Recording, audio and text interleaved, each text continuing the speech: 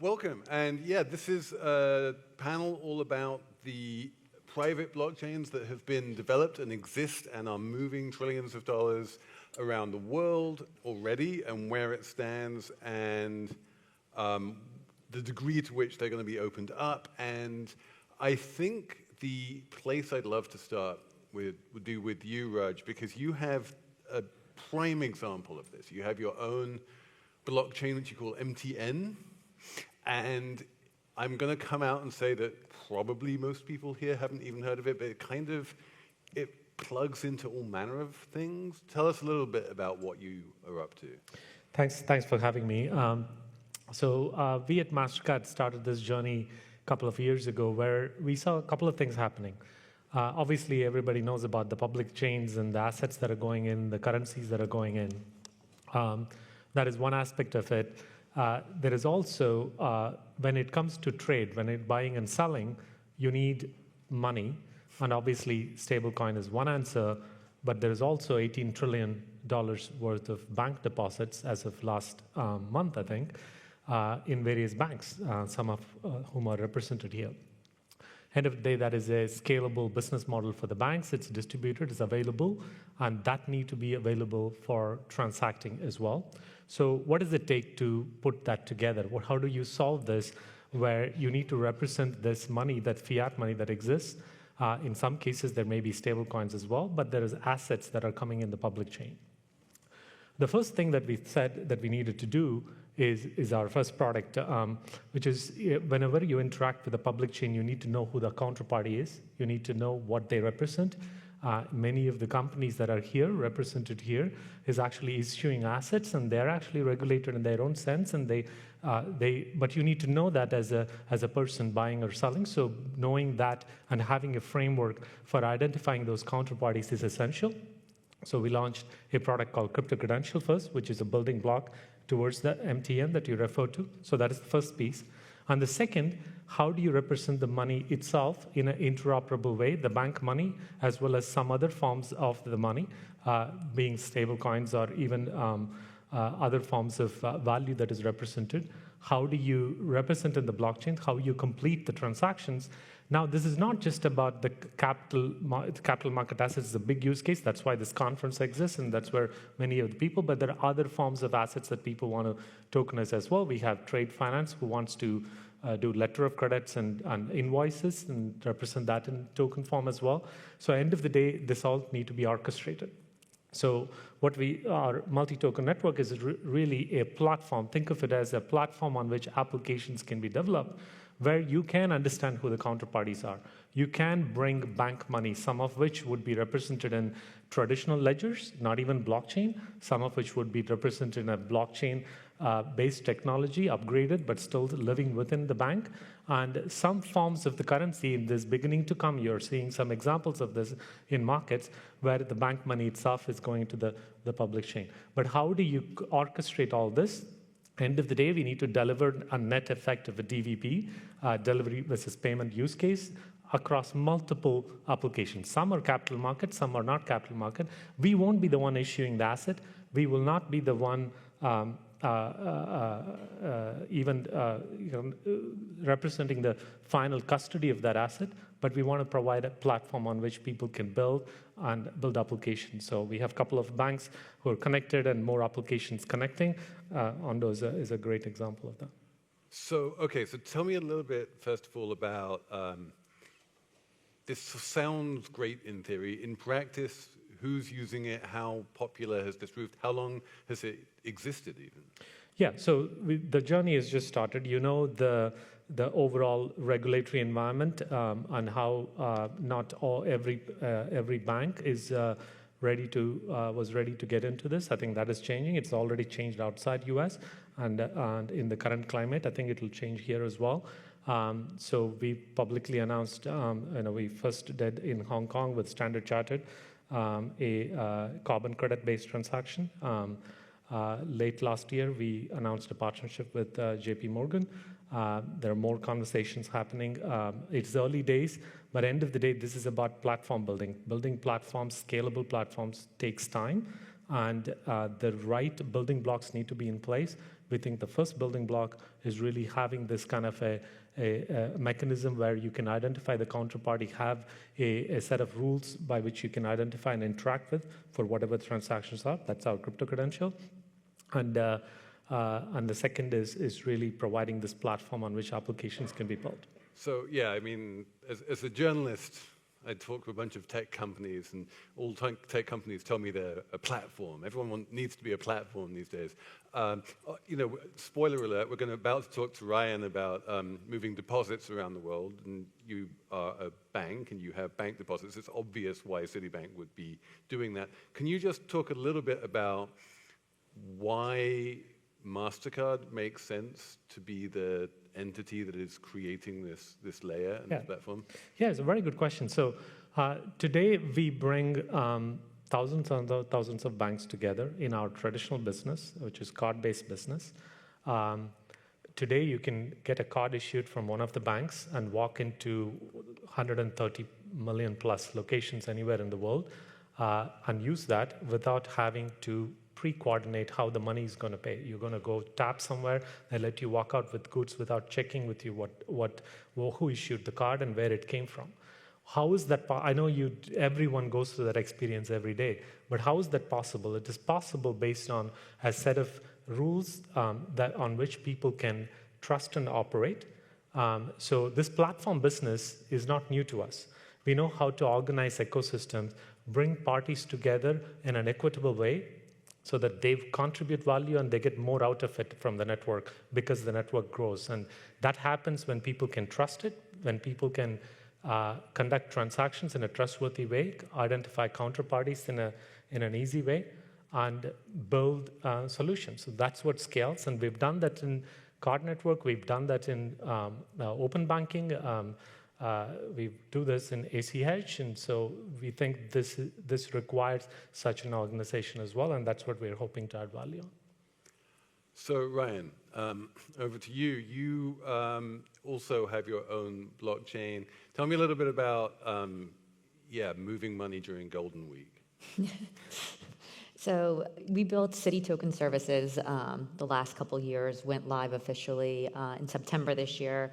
And the pain point that we were trying to solve for was we service 19,000 clients that are in 90 plus countries. Typically, on a day-to-day basis, these large corporates are managing liquidity and payments in multi-different. So you keep buffers of cash in these different regions, which is really an inefficient use of cash. And the reason they do that is because bank holidays and cutoff times. So the ability to move money instantaneously, 24/7 on a 365 basis, is really what our corporates wanted. So if you needed it for M&A activity, overdraft, whatever the case is, you can use that. So that's what we built. So Raj talks about like the network.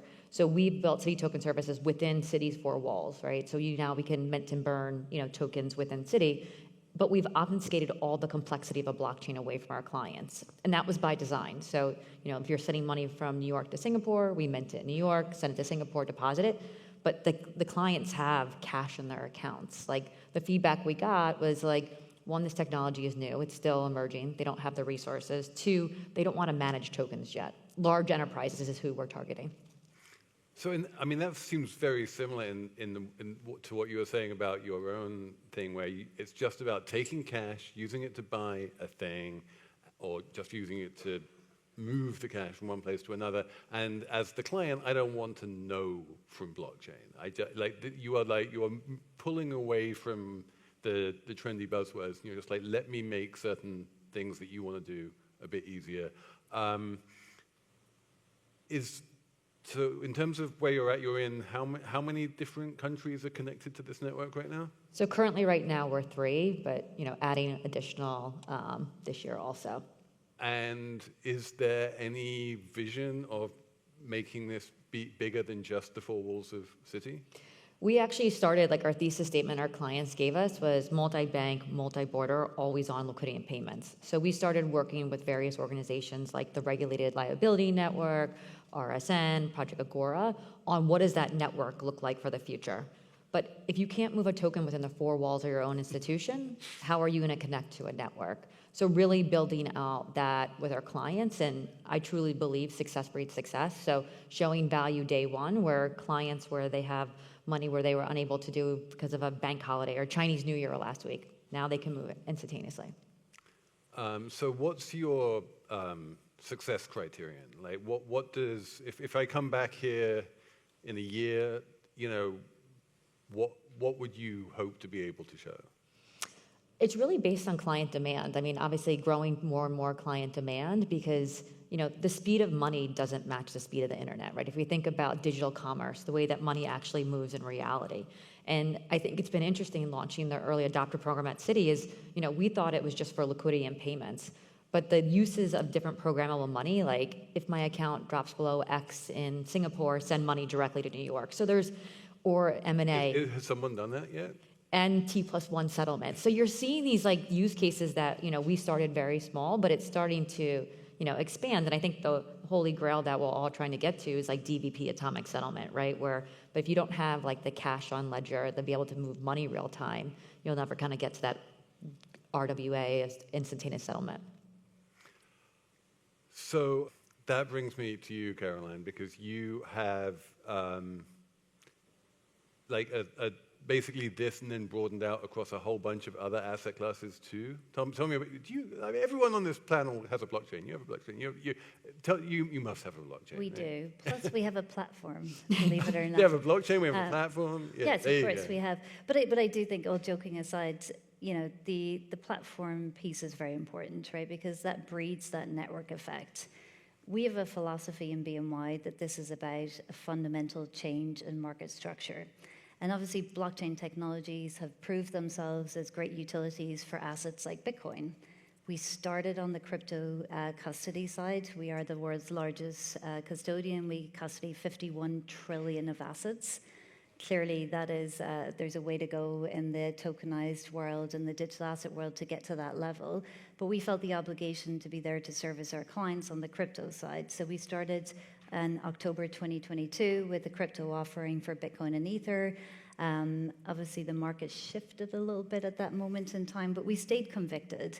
And why did we stay convicted? Because we felt that, first off, you needed that trusted partner to actually really enable this ecosystem to thrive and to enable the market.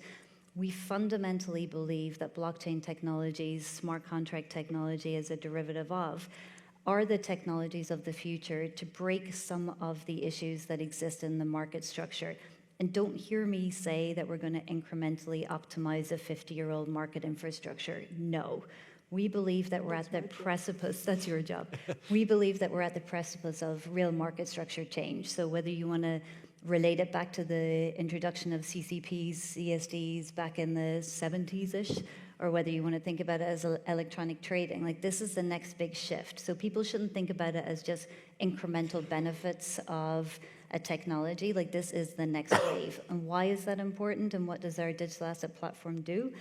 We're enabling, whether it's, we started with custody, because if you can't keep the assets safe, I mean, you're starting from a very rocky foundation. So we felt like putting that foundation in place, and you can think about that as a little bit of the back-end infrastructures as well. The same way you don't want clients having to think about the infrastructure, pipes and plumbing. Same way you want them to be sure that their assets are safe. But it's enabling then the mobility of those assets and the greater utility of those assets through the value chain. So at BNY, we operate across the entire value chain, whether it's issuance, payments, custody, financing, collateral. We're the largest collateral provider. For us, it's very important that if a client has an asset, the ability to now wrap that asset, whether you call that tokenization or other, to actually get greater value out of that asset instantaneously. So the next step is atomic settlement. So free up the asset straight away, but freeing it up for what purpose? Right, it's to then create extra value, to pump it through either into collateral, to lend it, to do many, many, many things that today in the ecosystem we live in either take multiple days or are actually not possible to do. So said very simply, for us, it's like, let's make clients' money work more for them and work more for the world, and do that in a very seamless way, 24/7. So the actual platform itself enables that. Where we are at the moment in the ecosystem, there's still, particularly on the tokenization side, there's still a lot of, use cases that are starting to come to market that are really proving out there is like day-to-day value. So whether it's tokenized money market funds, we've got the very big luxury to have a lot of diverse clients who are really evangelizing this space. So we are actually managing and servicing, I think it's the majority of tokenized funds at BNY across public and private blockchains, which I think is somewhat unique for banks. And again, that was a privilege that we got because we educated ourselves on public chains through crypto. So I think we understand where public chains have an advantage for certain use cases versus private chains. And also on tokenized bonds as well, we're seeing a lot of work there, whether it's through the ECB trials and different initiatives. So again, that to me is more of an efficiency play. Take a lot of the inefficiencies out of the market, make it run cheaper, but also take out that operational risk.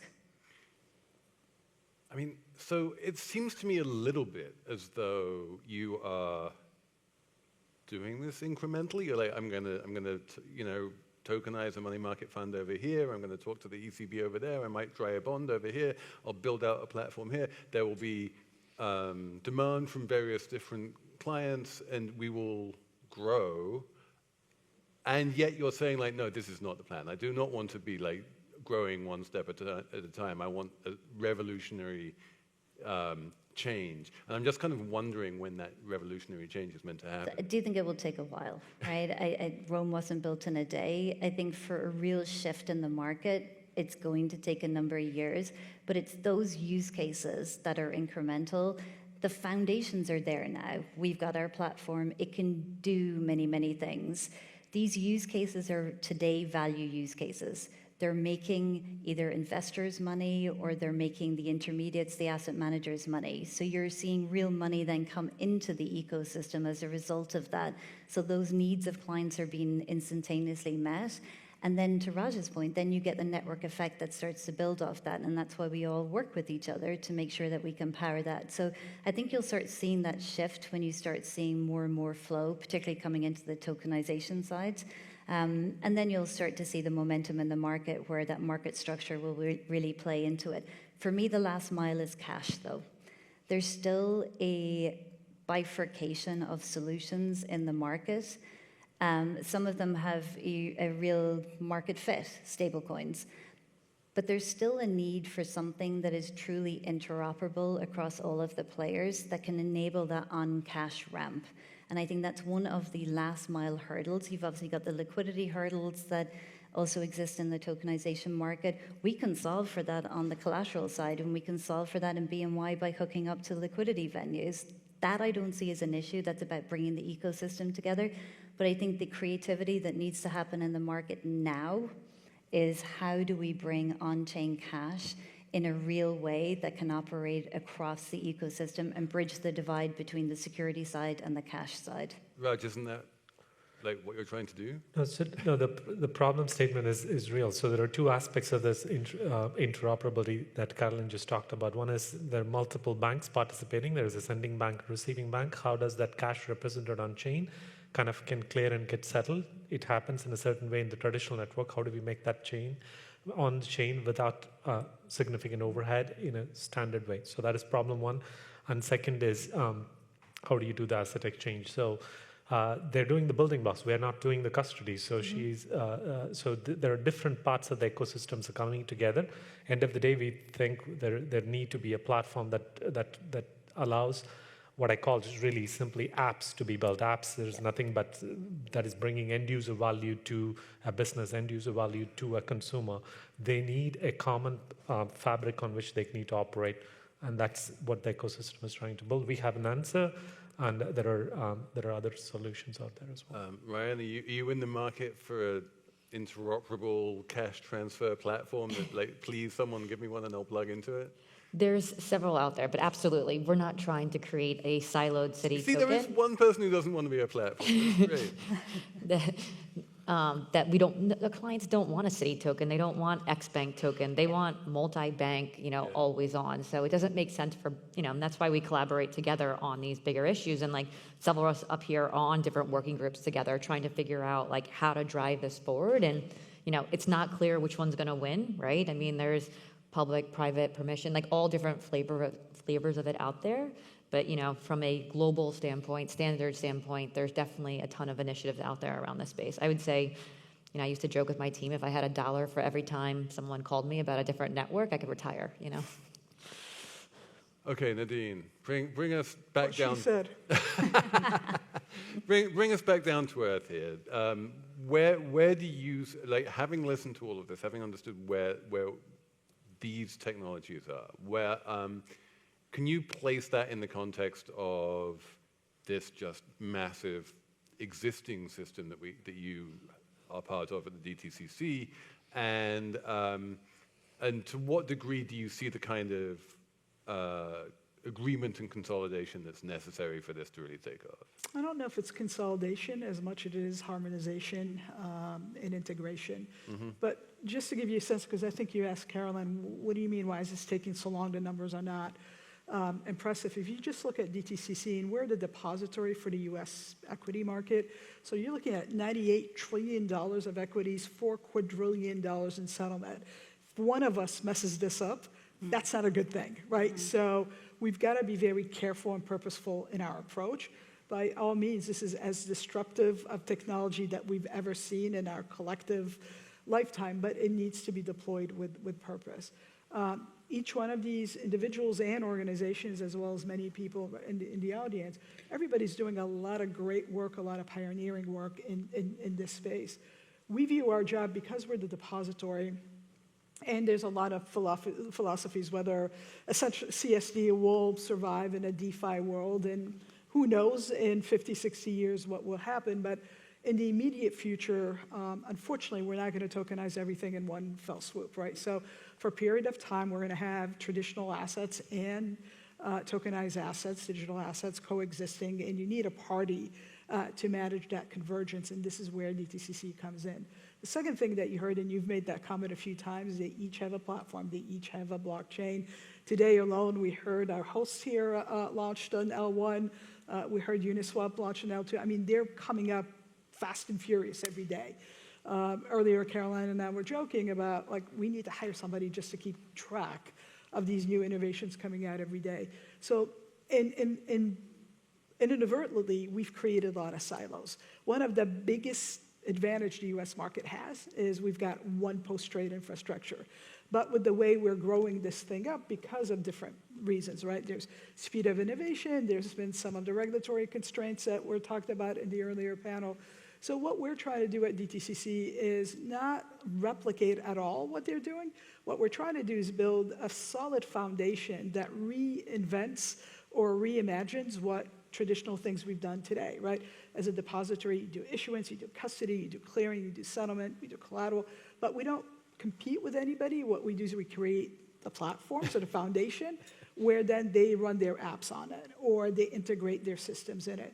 And that is one part of the journey. I think Ryan also hinted at, we have two other big impediments that we've just got to figure out. One is around standards, which is huge, and you're right, like same thing. Every day there's an organization coming up going, we've gotten 5 people around, let's have coffee and talk about standards. And then the most important component is data. Until we can streamline how we talk to each other with standards around data, that is also going to be very difficult to get the platform to coalesce. I don't believe there'll be one platform to rule them all. I think you asked the question, who's going to survive? I think there'll be many, many L1s, many, many L2s. There'll be many, many platforms. I'm sure Raj's competitor is doing exactly what he's doing. But there's a role for everybody to play in this ecosystem. And what we're trying to do is just be the, like the way I think about them, like they all have Lego blocks that they're putting together, and we've just got that flat sheet where we're just building the apps and the castle on top of it. So that is the role we're trying to play. We're very lucky. We're in a trusted position with all our clients. All of them are our owners. So we're participant owned and governed. So we've got an amazing ability to sit down and collaborate with the industry, which is awesome. We've got that same trusted position with our regulators, so we can bring the industry together and work together to make sure that we're not overlapping but complementing as we push together. And this is the royal we. This is not just DTCC, but the royal we on trying to do that. I agree with Caroline. It's going to take a while. Rome wasn't truly built in a day. But I'm hoping with the speed of technology and the new things, but we've got to be careful. We can't leave like a lot of debris in our way. We've got to be very thoughtful and responsible and purposeful as we push forward. But it will happen. It is happening. When you say the industry, I mean, it's The financial services industry. Well, I mean, so There you go. So you deal mostly with equity securities. No, we've got a little bit of everything. A little bit of everything, Yeah. but certainly mostly securities. Obviously, there's a whole, other universe of, options, futures, and so on and so forth. Then there's a whole other universe of 200 other countries in the world, which all have their own different markets. Then there's a whole other universe of crypto. And again, like almost countless number of regulators not just in lots in the US, but countless internationally. At some point, where do you sort of draw the boundaries of, you can't convene everyone in one place. Where do you kind of say, I'm just going to sort of concentrate on the Fed and what they regulate, or something like that? Where do you kind of say, like, we are going to have this garden where people can trust each other, and if a bunch of kids want to start trading meme coins, that's fine, but that's not going to be on our platform? I think you just said it, right? We're not going to trade meme coins on our platform. We're gonna stick to the traditional markets. Obviously, crypto is also an option. That was not available to us, and it's still not available, but it's something that is in the realm of the possibility right now. Where do we start? We start in our own backyard. So we focus on the U.S. markets. We focus on the U.S. regulators. Now, the beauty of this technology, Joe, is once you let a token go, it may be issued here, but it could move globally, at the speed of the network. So that's why I think that will force regulators. We've done it before, right? Like after the global financial crisis, the regulators did come together. They did come up with standards. And my expectation is at some point we will do the same with digital technology. But for right now, we start where we know we can make a massive impact. The U.S. markets are still the largest markets in the world. So if we can, as they say, if you can make it in New York, you can make it anywhere, right? And we start here, and then we move forward. But we all represent global companies. We've got a global footprint, and my guess is we'll be able to influence and move forward just by the sheer impact of the actions that we will take. So it's a global process, but we can't solve it globally. We've got to start where it matters, and for me, it's here. Ryan, you've built this. Just tell me, you have this. Sounds relatively simple. I'm a corporation. I have a bank account at Citibank, and I want to be able to move money from Singapore to New York. How many different regulators needed to sign off on that before you could start selling this to clients? Nadine had a really good point. Like, we are a U.S. domicile country. So we worked here first with U.S. regulators to get all the approvals and sign-offs. But every country we roll it out in, we engage those regulators as well. So like Singapore was our first branch, and we targeted the branches with the largest money hubs as well as time conflicts. So 5 p.m. in New York is 5 a.m. in Singapore. So typically you couldn't send money. Now you can. But we worked with the MAS after getting all the U.S. approvals to be able to do that. And now. How long did it take to get the U.S. approvals? It was a prolonged period. It was, it's a journey though. We're all in this together. And I'm sure that you spent a lot of time with internally, externally stakeholders to explain this technology and break it down in very digital money, token, bank account, wallet, making it very simplistic for everyone to understand and kind of demystify it. And then also for that reason, we obfuscated all the complexity of the technology from our clients. You log on to CitiDirect or via API, you don't have to have a wallet, you don't have to host a node, all that. And I think that gave comfort to our regulators also about understanding how we've set this up and are really focused on safety and soundness. Raj, how many regulators do you deal with a week? So our traditional business, we operate in 150 plus countries, and so I don't think I can give a simple answer. So in this respect, it is we're taking a very phased approach. We are starting international US dollar international based transfers, and the way that we have done is this goes back into one of the things that you're probing with all of us is because of the lack of clarity on how banks can get involved and put money publicly on the chain. So a lot of them starting, rightfully so, for their clients and privately. But we want to get to a state where this can actually be public. That's the first thing that need to happen. So the way we've solved for it, very similar to what Ryan said, none of the users of our system need to know anything about the chain. They all interact using simple APIs. The capabilities are abstracted, it's internal, so it's easy for people to use. So we didn't have to go through that kind of a process. But if you want to really unlock this, the first thing is how banks can directly engage and how the regulators see it. There are encouraging signs in this market, for example, on that now, and I'd really love to see a more clear regulatory clarity on that.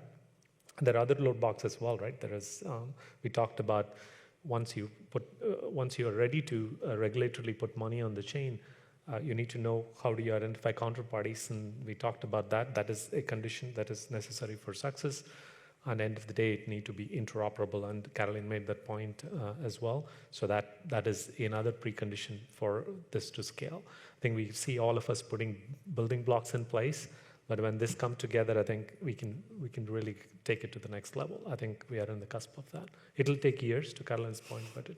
Yeah, there's no silver bullet. It's going to take all of us in this room and everybody else to continue to collaborate to build this new digital ecosystem. So Wall Street 2.0 isn't just going to materialize. It's going to take a lot of time. Yeah. How much quicker do you think it can happen now with this new regulatory regime in the United States compared to 4 months ago? It's definitely going to accelerate. We're already feeling the momentum. A number of us are talking about, the oppression we felt last year versus this year. There's definitely more freedom to really have the conversations. I also wouldn't underestimate the amount of education. Ryan mentioned it. I think our obligation, operating across like 100 plus markets, across a diversity of regulators, is to do our job to educate, right? So that takes time. I do feel there is a decent amount of that education now that's paying forward. I think the next step, though, is to really think about this from a different lens. So if we're just regulating the thing that has a technology wrapper on it, that's still traditional with just a technology wrapper on it. What we need to be thinking about is when we move to this wallet infrastructure, how does that break the regulatory environment that we exist in today? And it will and it should. If it doesn't, it means all we've done is just kind of optimized on what we had, and we just kind of incrementally made it 20% better, it goes a bit faster. It's not as exciting as what it should be. If we get it right, it shouldn't fit the model that we have today, because a wallet should hold many, many, many things. And that will break the model we have today, where we have agencies that are split a little bit more by asset class. We should have kind of a use case driven regulatory regime that sits and manages and is focused on that wallet. And I think that's the big shift, right? The education that was done historically was very, I would say, important and narrow, focused on what does the tech do, what are the risks, how do we make sure that we bring the institutional grade controls that we have. To Nadine's point, we cannot afford to get this wrong on certain parts. For example, on the custody and the clearing side, that is table stakes. You need to make sure those fundamentals are in place. But now I think the next shift is like, how do you really look at this in a different way? And how do we influence then the right amount of creative regulatory policies that can actually look at what should be a bigger disruption and a different way of managing capital markets? Yeah, I think there's a cultural shift here that we also need. I mean, we all grew up in environments where you had the equity team and you had the fixed income team and you had the derivatives team, right? And that doesn't work in an environment where you've got wallets and you've got tokens that transcend them.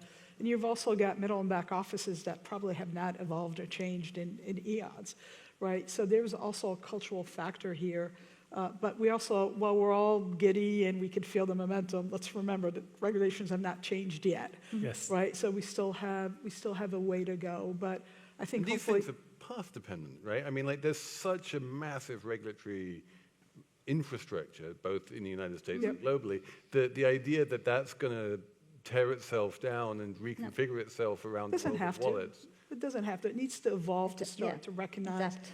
right? So while we're working with disruptive technology, I think the innovation is unfortunately going to be incremental for a period of time before it catches up and takes off. And it's happened before.